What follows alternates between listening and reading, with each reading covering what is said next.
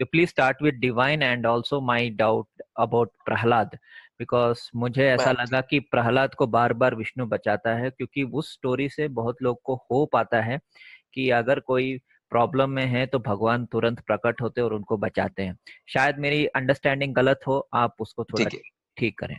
धन्यवाद। हाँ ठीक है, ये आपने अच्छी बात उठाई है, क्योंकि ये एक बहुत बड़ा इल्यूजन और मिसनोमा है लोगों को, ये थोड़ा सा दिमाग में है, तो इसलिए ये बात क्लियर करनी जरूरी है, ये बात ठीक है। तो इसमें ऐसा है, जैसे प्रहलाद की जो स्टोरी है उसमें प्रहलाद प्रॉब्लम में इसलिए फंसा क्योंकि वो विष्णु को प्रेज कर रहा था, और उसका जो फादर था वो चाहता था कि वो उसको फादर को प्रेज करे, विष्णु को प्रेज नहीं करे, ठीक है। तो प्रॉब्लम जो थी वो प्रेज की ही थी सारी।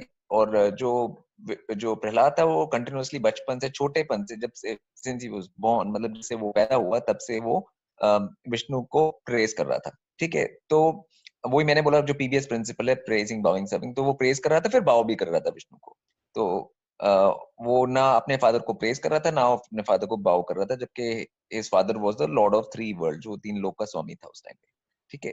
तो पहले ये हमको बैकग्राउंड रखना जरूरी है। उसके बाद भी प्रहलाद ने कभी हेल्प मांगी नहीं विष्णु से।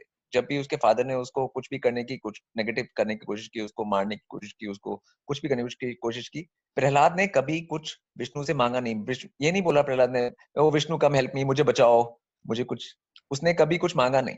तो वो पीबीएस का जो प्रिंसिपल है उस पे वो था।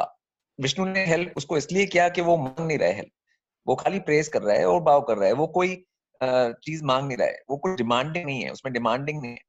तो लोग को ये समझना कि ये एटीट्यूड का डिफरेंस है।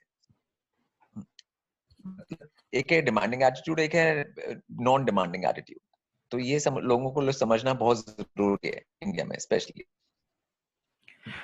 ओके इसी बात को थोड़ा और बढ़ाता हूँ। जैसे कि मार्कंडेय भी ऐसा ही था कि उसका 16th ईयर में उसका डेथ निश्चित था, लेकिन वो शिवलिंग को पकड़ के वो उसने शिव जी की आराधना की और शिव जी ने आके उसका लाइफ को अमर कर दिया, तो वो ऋषि मार्कंडेय बन गया और तीनों लोकों में वो फेमस बन गया। तो ये एक चमत्कार हाँ, कैसे हुआ?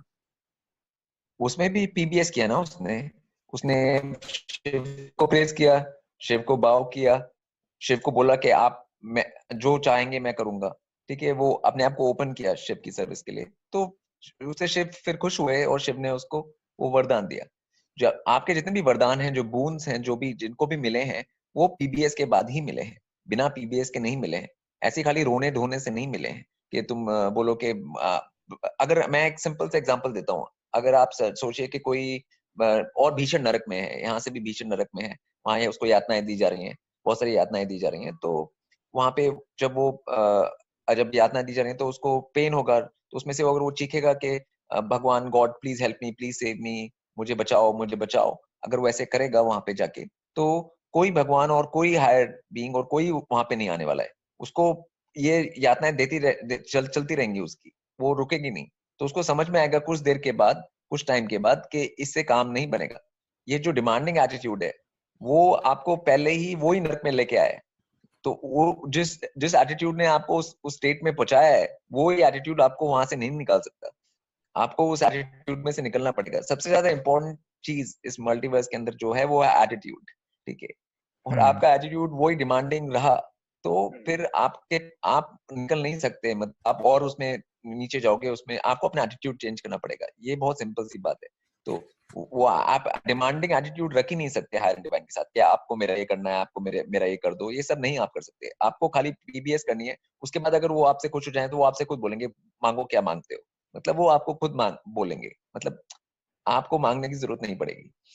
हम्म। जैसे प्रहलाद को भी मांगने की जरूरत नहीं पड़ी, Vishnu came and help himself without any asking.